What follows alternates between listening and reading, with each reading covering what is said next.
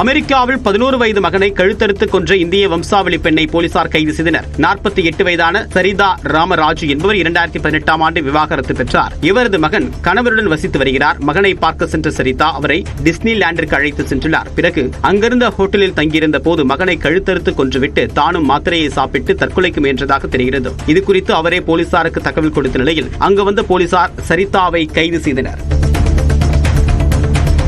காசாவின் குடியிருப்பு பகுதிக்குள் இஸ்ரேல் ராணுவம் வான்வழி தாக்குதலை தீவிரப்படுத்தியுள்ளது. ஏராளமான வீடுகள் தரைமட்டமான நிலையில் மக்கள் தங்கியிருக்கும் முகாம் அருகே இஸ்ரேல் குண்டு வீசிய காட்சிகள் வெளியாகியுள்ளன. இந்தியர்களை ஜிபிஎஸ் உளவு பார்க்கிறதா என்பதற்கு டிஸ்கோ வித் கேஸ் நிகழ்ச்சியில் பதிலளித்துள்ளார் மூத்த விஞ்ஞானி தாவி வெங்கடேஸ்வரன்.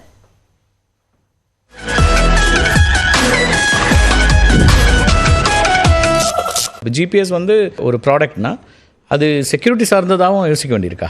ஒரு சின்ன சம்பவம் சொல்ல முடியும். ஒரு குறிப்பிட்ட பரிசோதனை இந்தியாவில் மேற்கொண்டாங்க. ஒரு ஏவுகணை பரிசோதனை. அந்த ஏவுகணை கண்முன் தெரியாமல் போச்சு. ஓகே, ஏன் இப்படி போச்சு, ஏன் ஃபெயில்யூர் அப்படின்னு ஆராய்ச்சி செஞ்சு பார்த்தா ஜிபிஎஸ் தப்பாக காமிச்சிருக்கு.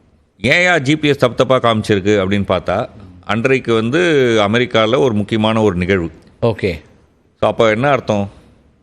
திட்டமிட்டு ஜிபிஎஸ் ஆப்ரேஷனே அவங்க டைல்யூட் பண்ணியிருக்காங்க அல்லது டைவர்ட் பண்ணியிருக்காங்க. ஸோ அந்த ஒரு பின்னணியில் தான் இஸ்ரோ கிட்ட பெரிய செக்யூரிட்டி த்ரெட்டாக இருக்கும் போல இருக்கு. எஸ், அதனால தான் இஸ்ரோ கிட்ட இந்தியாவுக்கான நேவிகேஷனுக்கான ஒரு சிஸ்டம் உருவாக்குங்க அப்படின்னு சொல்லி நம்ம இப்போது அதில் போயிட்டுருக்காங்க. உலகம் முழுக்க இப்போ கூகுள் மாதிரி கூகுள் மேப்ஸோ எளிய மக்கள், அதாவது சாமானியர்கள் பயன்படுத்துறது நேவிகேஷனோ அப்படி தான் இருக்குது. நம்ம அப்படியே நினச்சிட்டு இருக்கிறோம். பட் ஆனால் அதுக்கு பின்னாடி இவ்வளோ பெரிய பல விஷயங்கள் இருக்குது. அதனால் நம்ம கொஞ்சம் சில விஷயங்கள் நம்ம சொந்த காலில் நிற்கலன்னு சொன்னால் ஓகே, இவைகளுடைய தாக்கங்கள் என்னவாக இருக்குன்னு நமக்கு தெரியாது. நம்ம ஜிபிஎஸ் யூஸ் பண்ணுறோம், ஒரு எந்த ஊருக்கு போகிறோம், எங்கே வரோங்கிற டேட்டா எல்லாம் இப்போ அங்கே சேவ் ஆகிட்டு இருக்கு. ஆமாம், அதை வச்சு தான் ஆர்டிஃபிஷியல் இன்டெலிஜென்ஸே உருவாக்குறாங்க. ஓகே, இப்போ நாளைக்கு கூகுள் கார் வரப்போகுது, அந்த கூகுள் கார் ஓட போகுதுன்னா நீங்கள் கார் ஓட்டும் போது இருக்கக்கூடிய டேட்டாலாம் வச்சு தான் அவங்க தயாரிக்க போகிறாங்க. ஓகே, ஸோ நீங்கள் கூலி இல்லாமல் அவங்களுக்கு வேலை செஞ்சுருக்கீங்க.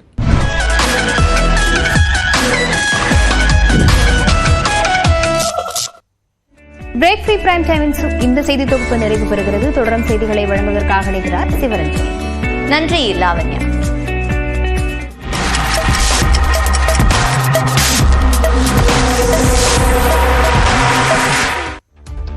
இது சூப்பர் 60. இன்றைய நாளில் அறிய வேண்டிய அத்தனை செய்திகளையும் 60 நிமிடங்களில் தரும் விறுவிறுப்பான தொகுப்பு. அந்த வகையில் முதலாவதாக, இந்தியாவில் கார்களின் விலை அடுத்த மாதம் 4% வரை உயர்கிறது.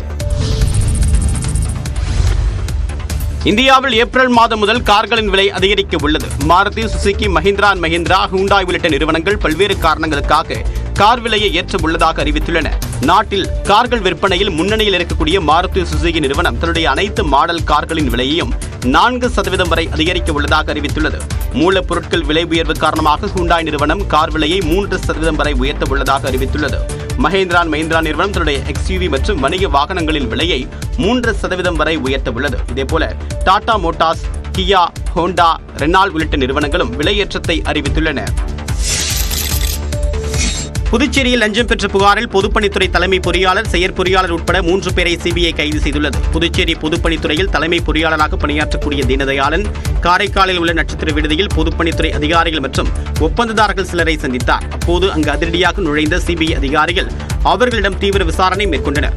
மேலும் அங்கு நடத்தப்பட்ட சோதனையில் பல லட்சம் ரூபாயும் கைப்பற்றப்பட்டதாக தெரிகிறது. அதன் தொடர்ச்சியாக காரைக்காலில் உள்ள பொதுப்பணித்துறை அலுவலகம், அதிகாரிகள் வீடுகள் உள்ளிட்ட இடங்களில் சிபிஐ சோதனை மேற்கொண்டது. இதேபோல புதுச்சேரியில் உள்ள பொதுப்பணித்துறை தலைமை பொறியாளர் அலுவலகத்திலும் சோதனை நடைபெற்றது. மூலக்குளத்தில் உள்ள தீனதயாளன் வீடு, காரைக்கால் பகுதியை சேர்ந்த பொதுப்பணித்துறை அதிகாரிகள் வீடுகள் மற்றும் அவர்களுக்கு சொந்தமான இடங்களிலும் பல மணி நேரமாக அதிகாரிகள் அதிரடி சோதனை மேற்கொண்டு முக்கிய ஆவணங்கள், ஹார்ட் டிஸ்களையும் கைப்பற்றினர். இதனைத் தொடர்ந்து சிபிஐ வெளியிட்டக்கூடிய அறிக்கையில் தலைமை பொறியாளர் தீனதயாளன், செயற்பொறியாளர் சிதம்பரநாதன் மற்றும் பொதுப்பணித்துறை ஒப்பந்ததாரர் இளமுருகன் ஆகியோர் கைது செய்யப்பட்டிருப்பதாக தெரிவித்துள்ளது. இதில் 2 லட்சம் ரூபாய் கொடுக்கப்பட்டதாகவும் சோதனையின் முடிவில் 73 லட்சம் ரூபாய் பறிமுதல் செய்யப்பட்டிருப்பதாகவும் சிபிஐ தெரிவித்துள்ளது.